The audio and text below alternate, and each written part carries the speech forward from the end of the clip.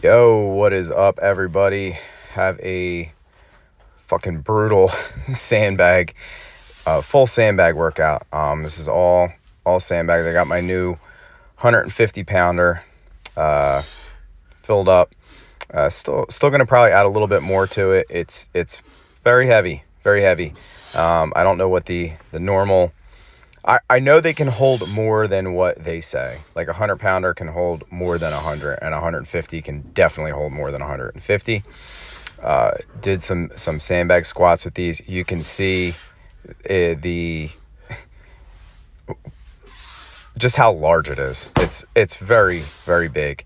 I started off trying to do these like a lunge into a flip, and I did two of them. It was more of just an idea, and it was like, I'd like to get that on camera and see what it looks like. How would that work? And it just wasn't working. I couldn't figure it out. I was too deep into the mental, where mental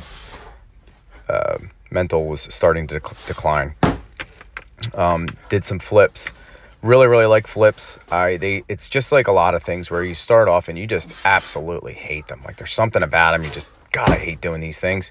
And like I think a lot of people are like that with legs. I know I was like that with doing anything that involved my legs.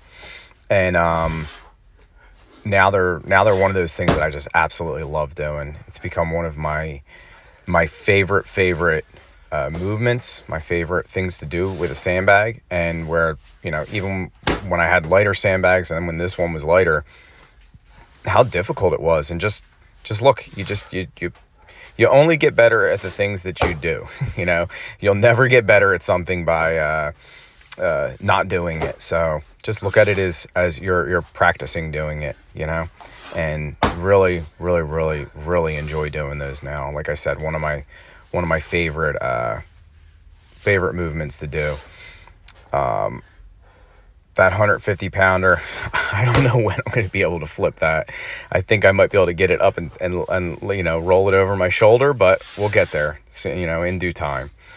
But the next movement that I was doing here, I wanted to make sure I got this on here just so you got an idea of pulling that bag up onto you and doing presses with it. Man, so it's much longer. So you've really gotta think while you're trying to press this thing. It's not nearly as easy as the other one. Like I said, there could definitely be some more weight added in there. I'm sure over time it did settle quite a bit while I was using it. When I first started using it, it was quite taut. But as I went, worked my way through the rounds, it really kind of settled in, which was discouraging because it's like, oh my God, I could fit how much more into this thing. But just really enjoying it. And it also brings it, if you want to bring that to your awareness of how much you can get done with just sandbags.